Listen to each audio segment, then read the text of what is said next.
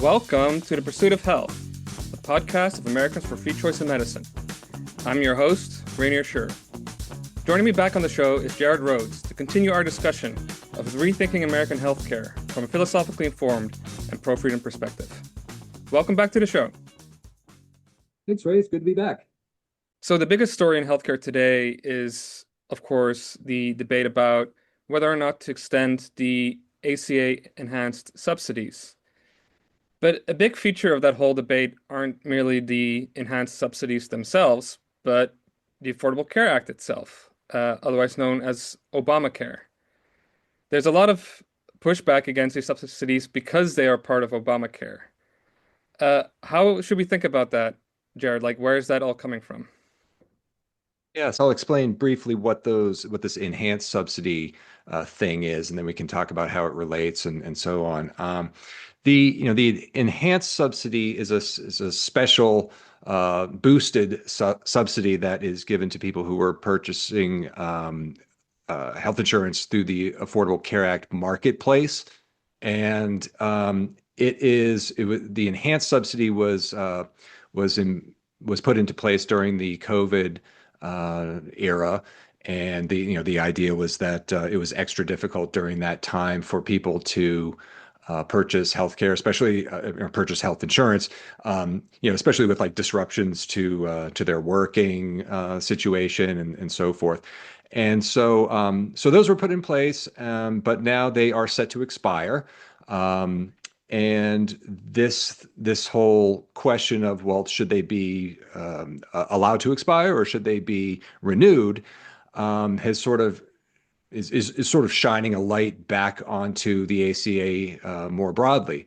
When you say if you take the position, hey, they should be renewed, you're sort of accepting like a continuation of the kind of system that we've had for a number of years now.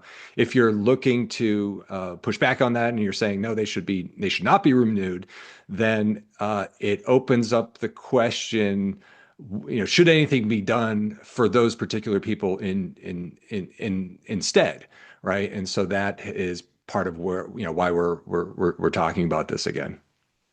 And it definitely strikes me that one of the motivations for not extending it, um, other than immediate relief for the people that would be affected, is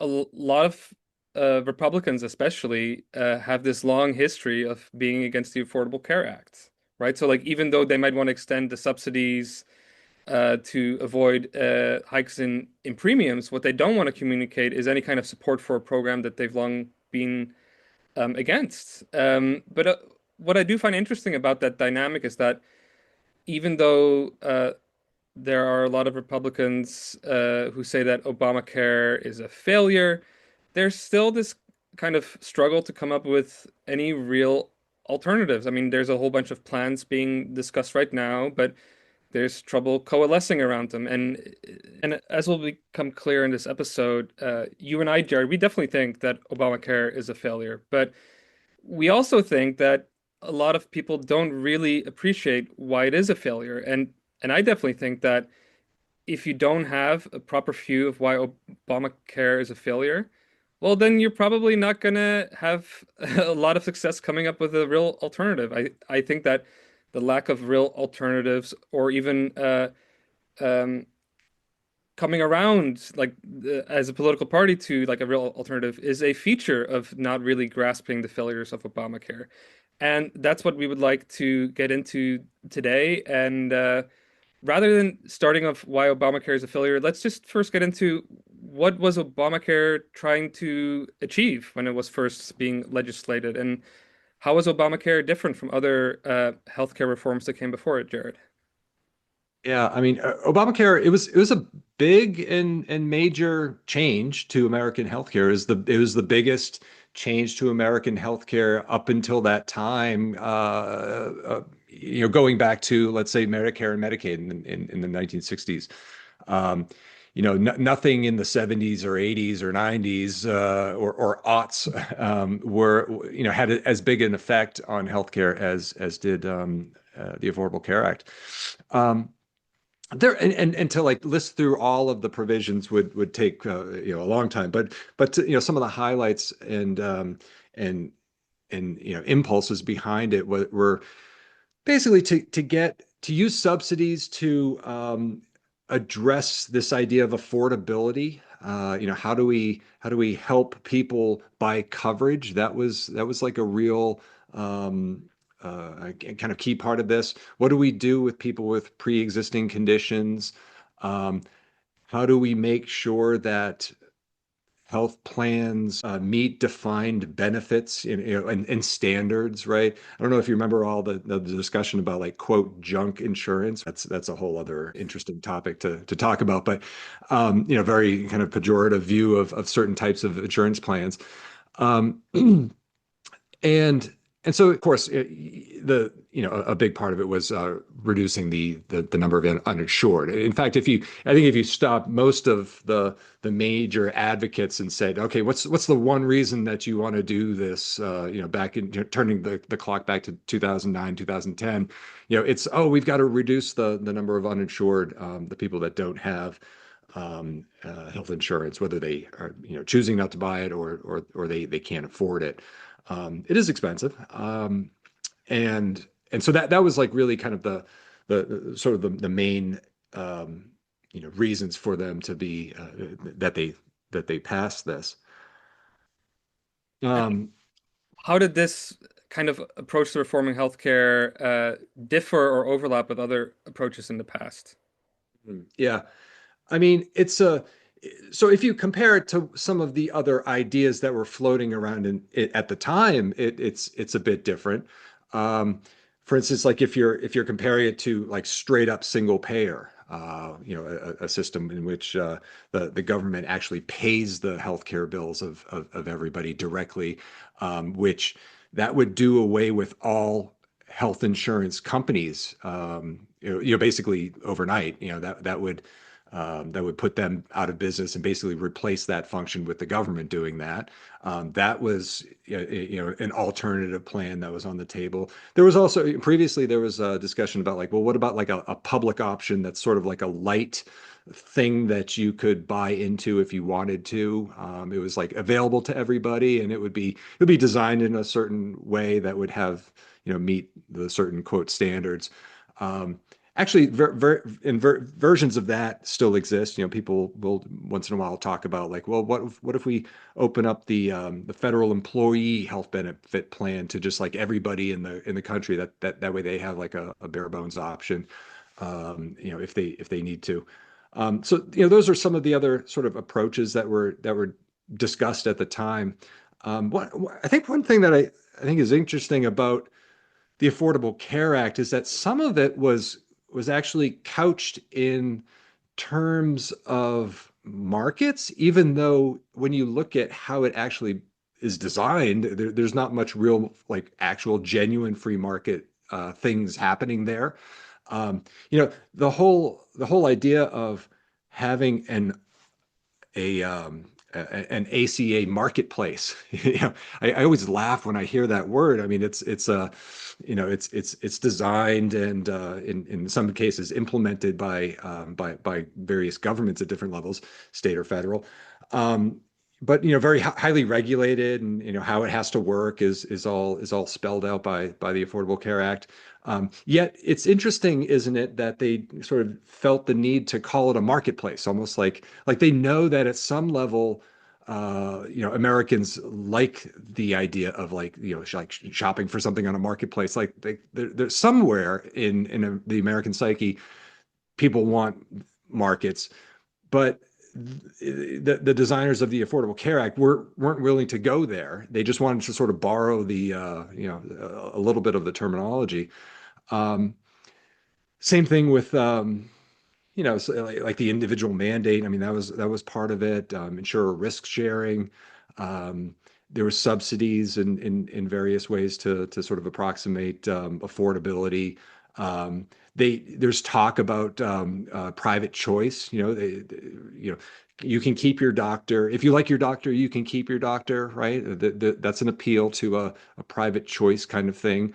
I think they know at some level, the people who were advocating for the Affordable Care Act, that saying, saying to the American public, we're going to pick your doctor for you. They know that that's a political loser.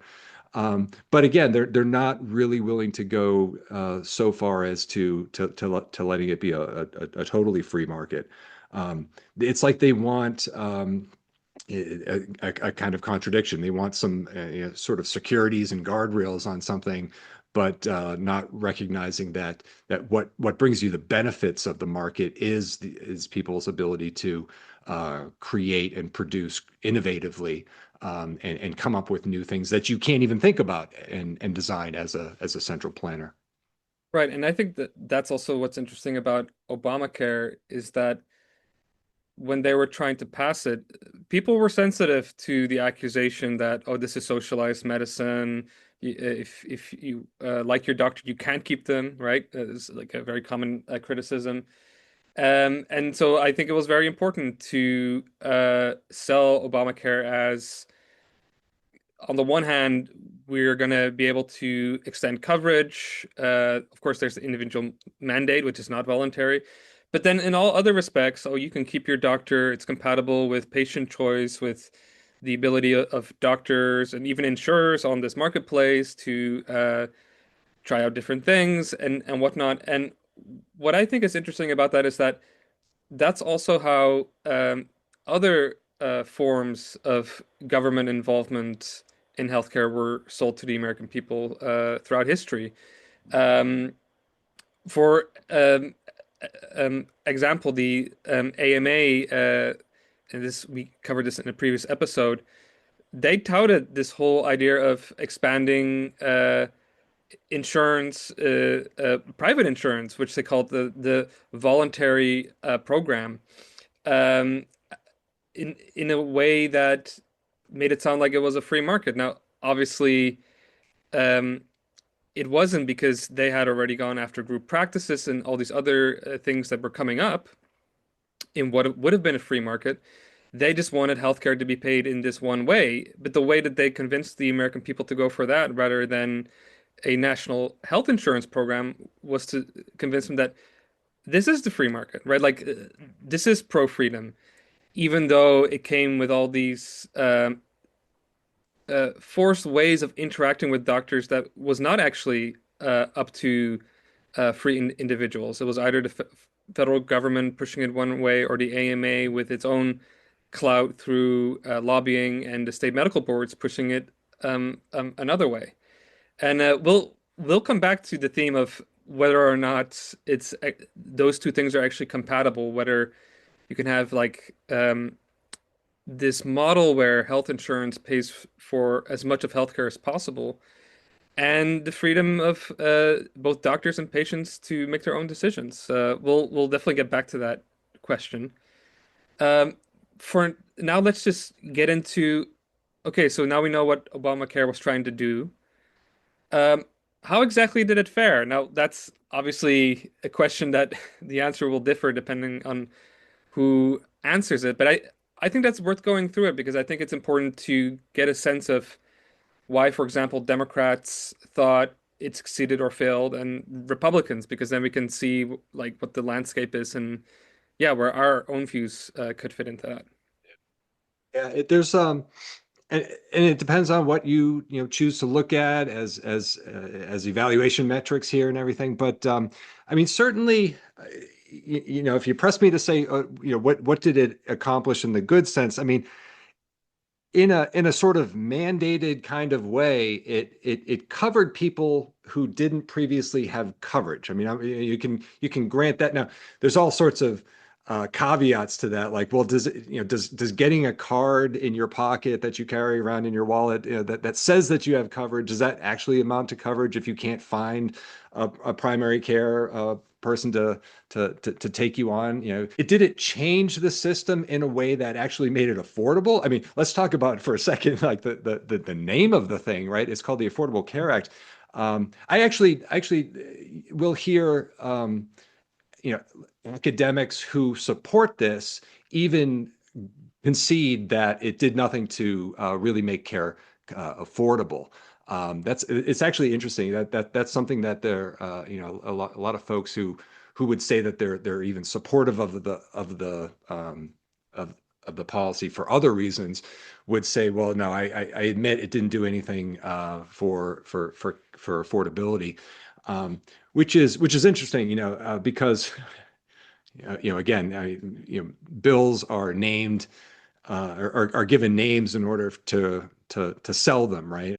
Bills are not necessarily named be for what is actually contained in them or for accurately predicting what's going to happen when they get implemented, but they're named as it's like a sales tool, how you name your bill. Um, so anyway, it does reduce the number of people uninsured. Um, and there's some other like popular things. Again, we can dissect these, but at least on the surface level, you can say, well, something that's really popular is the protection for pre-existing conditions, right?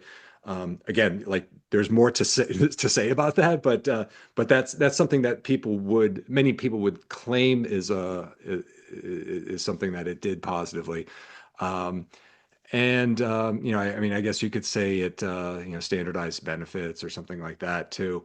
Um, but I think more importantly is like where it failed. I mean, it certainly failed in cost control. Premiums on the ACA exchanges, that marketplace that I talked about earlier, those have risen. It hasn't done anything to um, stem the rise in healthcare expenditures generally. I don't think it is the the amazing reform, now that we're what 15, 16 years out from its inception. I don't think it's been the transformational reform that people were hoping it would be. And so, Jared, how would you say Democrats and Republicans, each respectively, would evaluate Obamacare now? And yeah, basically, how do the different political parties think about it? What's their general evaluation of it, of the program?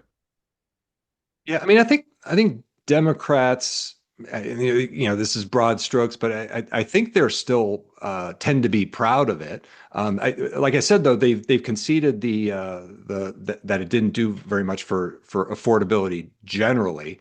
I think they still see it as something that they support. Um, and I mean, on the Republican side, the Republicans they've had opportunities to change it over the years, and they haven't really done much. It's actually it might be harder to say what does the average Republican. Maybe there is no average Republican opinion on this. Um, they reject it for various reasons. Typically, they know that they should be against it, but I don't think they have a clear alternative or a clear, even really maybe a clear reason why they're against it. There are so many kind of concessions. If you take what could have passed, which would have been something like the single payer, and then you look at what actually did pass, it's almost like there were some concessions in there. Um, for instance, like the Affordable Care Act does not replace all private insurance, and it doesn't even institute too many price controls. There could have been much more, is what I'm saying. If the Democrats had really been able to put absolutely everything they wanted in there, there was enough pushback. This did pass on a completely partisan vote, if you remember. Not a single, every Democrat voting for it, and not a single Republican voting for it. Um, I think the Republicans they push back against it, but fairly weakly, I would say. And what do you think is missing from these explanations and evaluations of Obamacare, right? So, I mean, really the kind of strongest criticisms that I've heard about Obamacare from Republicans is something about how the program is managed and really very often it seems like they were against Obamacare because Obama was its author, and who knows, maybe it would be different if a Republican was for it. What do you think is missing from these? I mean, to the extent that we agree with Republicans that it is a failure, what's missing from explaining why it's a failure? I mean, I think there isn't a view of what a real alternative would be. That's part of it. What's the pro freedom kind of alternative that this can be put in contrast to, right? And so you get certain, I think you get certain assumptions that uh, get absorbed. And so like even Republicans, I mean, that's again kind of difficult because there's a bit of variety on that side. But generally speaking, maybe your garden average Republican is still sort of okay with insurance being used so broadly and to pay for so much of healthcare. That's sort of like a premise that hasn't been challenged too much. What strikes me about the failure to grasp the failure of Obamacare is how what we alluded to earlier, in many ways, wasn't radically different from what came before it, right? So, what came before it is that, sure, you had these specific programs for particular groups like the elderly and the poor, but all of that was based on this notion that the way that we're going to pay for most of healthcare is through insurance, right? And again, this kind of promise that we can have the kind of uh, goal of socialized healthcare where everyone is covered without any of the losses in either patient or doctor freedom, right? Like we can have it both ways. And I think that you really you can have it both ways. That necessarily in that kind of a system, uh, you would have to impose more controls. And so, if anything, Obamacare didn't go f nearly far enough in controlling the cost of healthcare, for example. Like if they really wanted to do what we do in Europe, right? Like I'm from the Netherlands. We have a uh, not dissimilar system of an exchange where nonprofit insurers sell you health insurance, and that pays for your healthcare, but they're all not nonprofit. So like we've outlawed the for profits, and that controls how you interact with your doctor. And let me tell you, it doesn't feel very free. It's very hard for me to see my doctor, and I know that for certain things, it's not worth me trying to see him because I know he's not going to get reimbursed through it. So it's just not true that you can have this vague, elusive ideal of being covered and then still having the freedom as a patient or as a doctor to make your own decisions. And that's just not only a failure of Obamacare.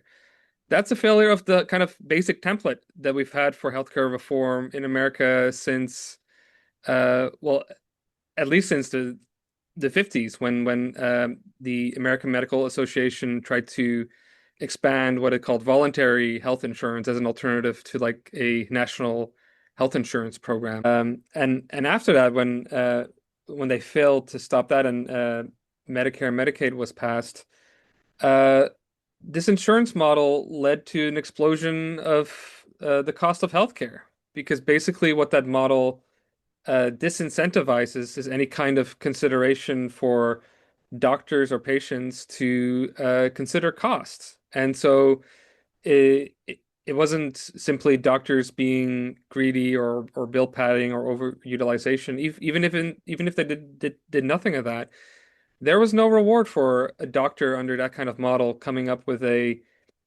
more affordable way of achieving someone's health. And what therefore happened as a consequence was that these insurance companies, both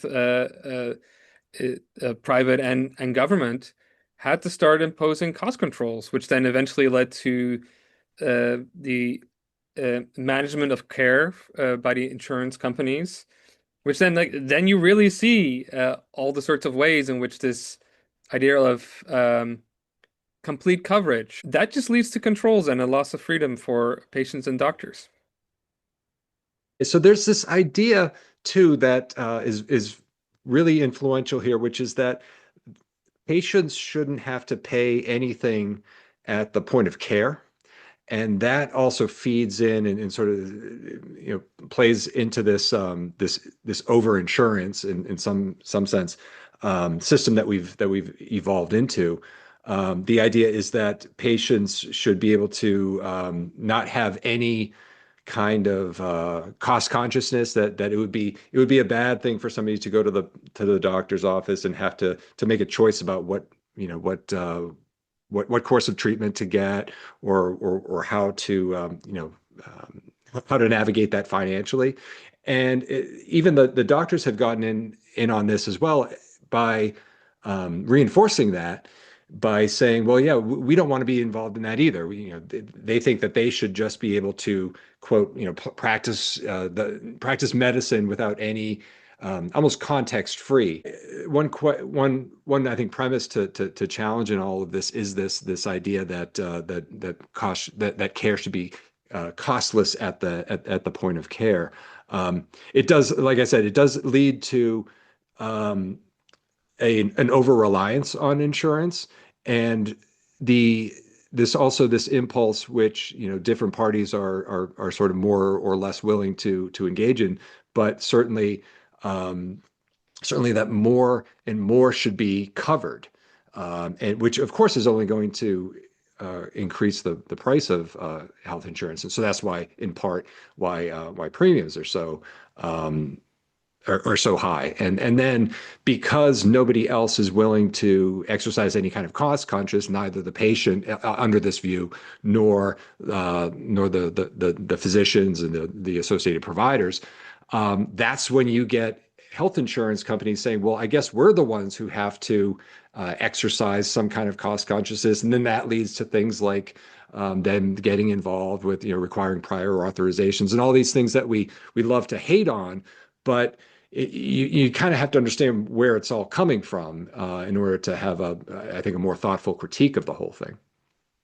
And one thing that I think is worth pointing out is that there are some people on, for lack of a better term, the political right that um, accept this over-insurance argument, right? And so they do advocate for uh, catastrophic health insurance plans and the ability for patients to shop around for things that aren't suitable for insurance, right? Because it's not the thing that insurance is this terrible thing, it's that insurance is the idea of insurance is a great thing for things that it makes sense for, right? For things that are catastrophic, unexpected, high cost.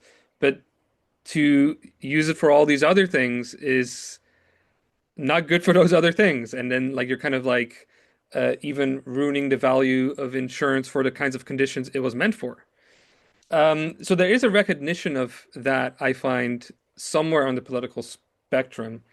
But what's still lacking there is what takes its place, right? And what you really the only thing that I see there is somehow the consumer will shop around and get a better deal. But what are they shopping around for, right? And what's really needed there is um, not just another model, right? I think that's another kind of problem with the whole history of American healthcare reform is that we just need some better model for doctors and patients and insurers to interact. But I think what the history of American healthcare shows is that what you need is the freedom to experiment and innovate in different ways of financing and delivering healthcare, right? We need the freedom to engage in different models, not just have a slightly better version imposed on us by Republicans or Democrats. And when you allow for that kind of freedom, people come up with new ways of paying for healthcare, and you see that in the little pockets of healthcare that aren't as regulated, right? So you get something like direct primary care, right? Which is not a model that any politician came up with. It's just that in some states, if a doctor doesn't accept insurance, they can set their own prices, and they can come up with their own way of profiting from delivering affordable care to patients. And so it's not simply enough to move away from this insurance-based model for providing most of healthcare. It's recognizing that you need freedom to come up with new ways of paying for healthcare. And that's really what's missing from this whole debate.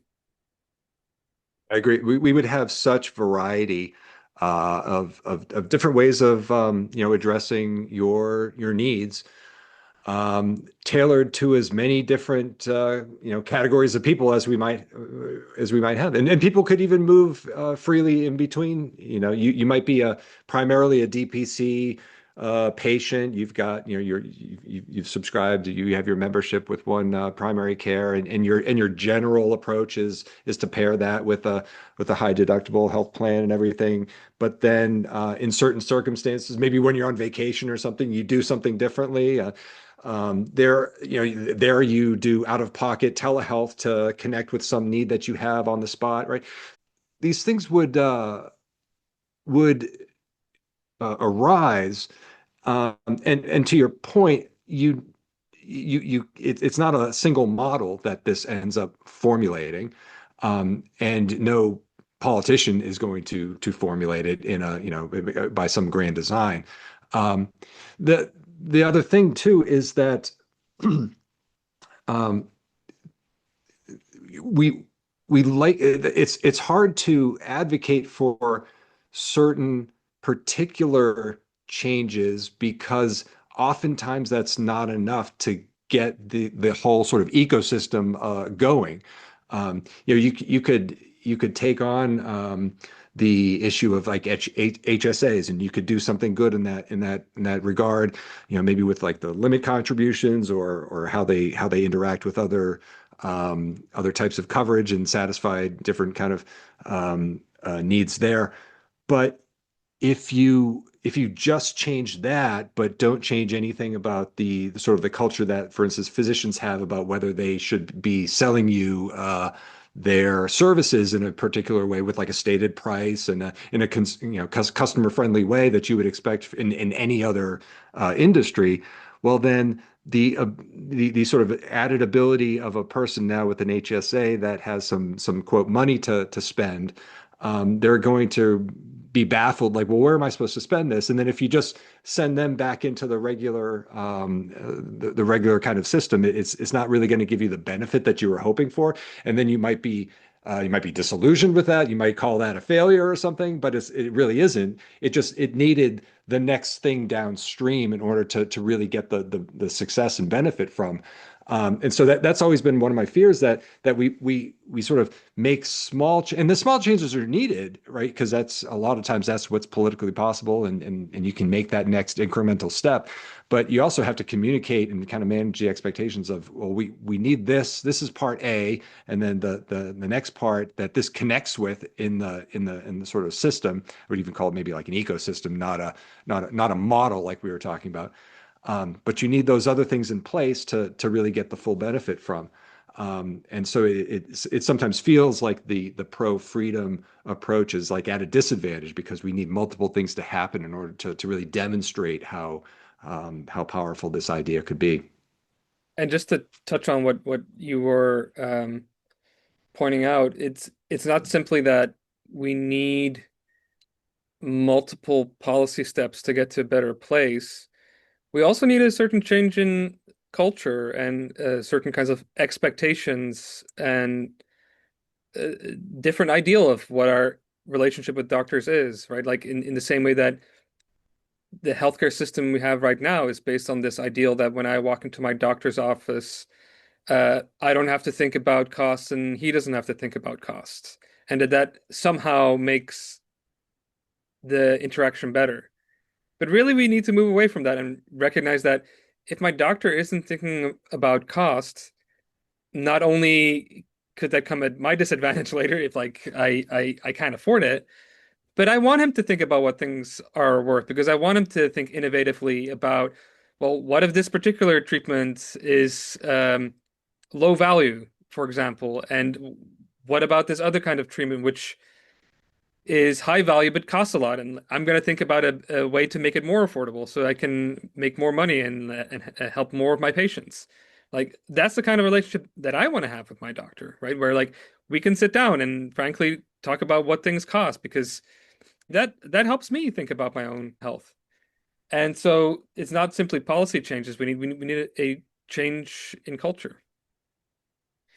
So just to wrap things up a bit, um, our perspective is that the that Obamacare is a failure, but that its failure is not unique.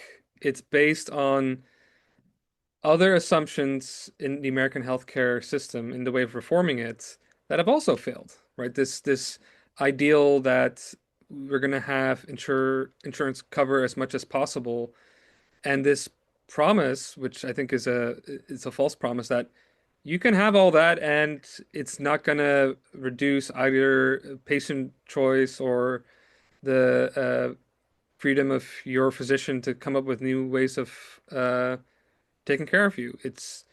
That's the real lesson to take away from Obamacare is that that's a lie, and that if you take that seriously, it should not just change the way you think about Obamacare, but all of American healthcare. And the solution to that is that, okay, well, we just need another model. That's also wrong. I think that that's really missing the deeper point. The deeper point is that there's many potential ways for us to finance and deliver healthcare. And we need the freedom in order to experiment with that. And no particular model is going to uh, save us, right? And to the extent that models are proposed, I think that they should be seen as a way to get to a place like that, rather than this particular model, even if it claims to be free market, is the alternative to Obamacare. And so, on my final question, Jared, how do you think this lesson should inform how we think about the current debate about extending the ACA subsidies? Yeah, so to bring this back to the thing where we started from, the very specific question about the enhanced ACA subsidies, um, you know, taking all of what we've just discussed and then returning to that kind of question, it almost makes you realize how kind of, I don't want to say inconsequential, but I mean it's a small kind of issue right now. Whether we let those expire, it's not going to save healthcare, and if we continue to if we renew them, that's not going to save healthcare either. The current today's debate over the enhanced subsidies isn't really the big question. The big question is what we've been talking about in this episode, where where the idea is like, how are you going to really execute on a more fundamental reform? And that's what I think, in some way, the narrowness of today's particular debate over the enhanced subsidies starts to show that's not the big important thing to be discussing. That's the perfect way to end. And I want to thank our audience. And till next time. Thanks again for having me, Ray. To stay up to date on our newest episodes, subscribe to our show from whatever podcast platform you are listening from. To support our show and Americans for Free Choice in Medicine, you can make a financial contribution at www.afcm.org/donate. Thank you for listening.